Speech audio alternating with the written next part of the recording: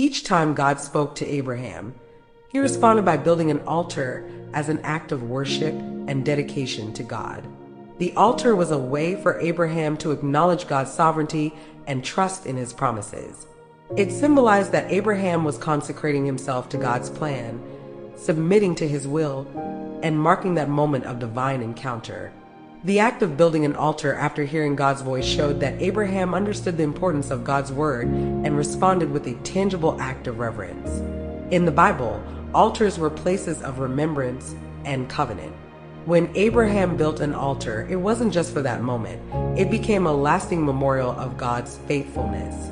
By building an altar, Abraham was not only expressing his worship, but creating a testimony of God's faithfulness for himself and others. Abraham's altar signified a heart of worship and obedience. Each time God spoke to him, Abraham's instinct was to worship. His faith was demonstrated not just through words, but through action.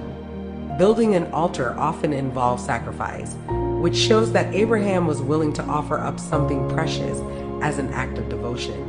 In essence, the significance of Abraham's altars is that they were expressions of worship, trust, and remembrance. They demonstrated his faith in God's promises, his gratitude for God's guidance, and his desire to honor God in every step of his journey. The importance of these altars in our own spiritual lives is to remind us that every encounter with God and every promise we receive should lead us to worship. We should set aside moments and places in our hearts that honor him, and we should build spiritual altars of remembrance for his faithfulness in our lives. As always, thank you so much for listening. Please follow us if you want to see more Christian-based, inspirational content like this.